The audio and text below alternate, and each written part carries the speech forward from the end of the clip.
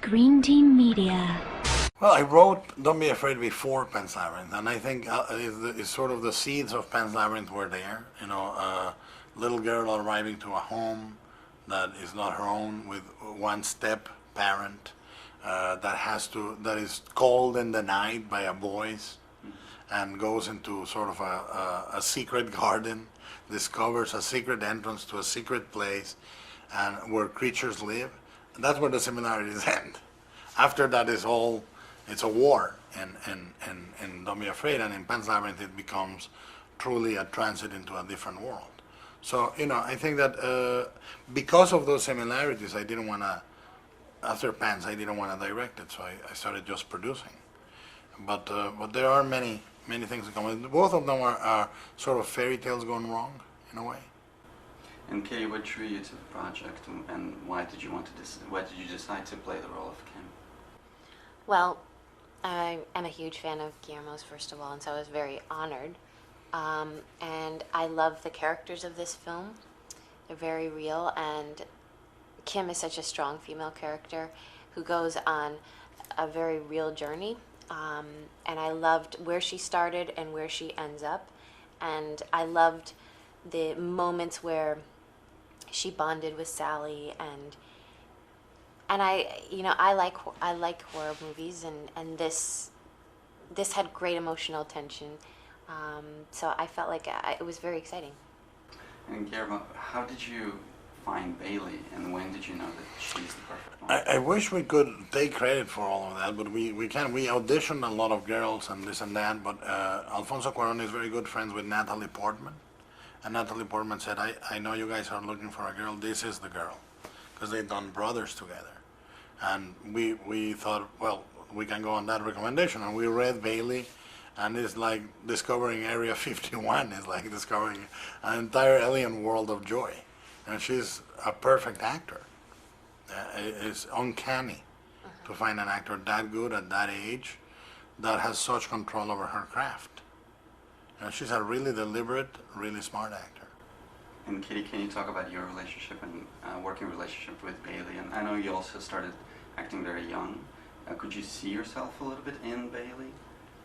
Well, I had a wonderful time working with Bailey, and she is such a professional, and she's so talented and lovely and so much fun.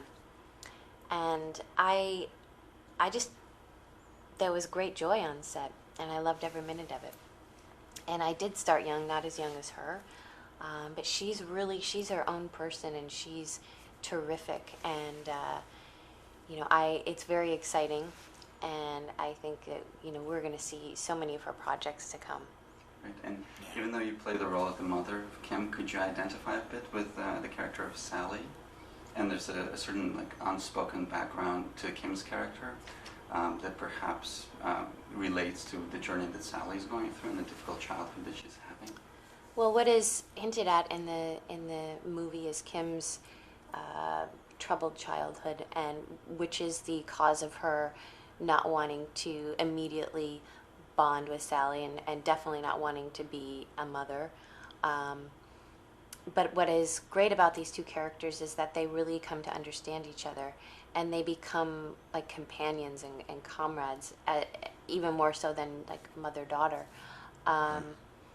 And I think that what I found identifiable in terms of Sally, and when I was a little girl, is sometimes when you're a child, people don't listen, and they don't take you seriously, and they don't realize that you're listening and you know way more of what's going on than they think you do.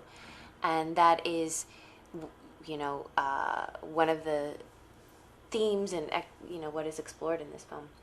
I think the beauty of the character of Kim for me is that he's even more than a mother, because we keep using the same analogy, but I think it's more powerful than that, because a mother has biologically and socially no choice but to be almost there. It's like an obligation, whether by nature or by society. But Kim's journey is all by choice and by mercy and by compassion and love and empathy. She says no, and then she goes, wait a minute, this girl is in trouble, and it's instinctive, it's natural, instinctive, and you see her try, and is the earmark of a good heart. And I think It's Kim the has a harder good choice. heart. Yeah, it is the harder choice, but it's a choice, which is great because it's by choice. I think when you are evil or good by choice, is 10 times more apparent who you are than when it's by circumstance. You know, because many characters would see the girl in trouble and say, you know what, I'm going home. Like, this is too complicated for me. But she says no. She has no one. I'm gonna stick by her.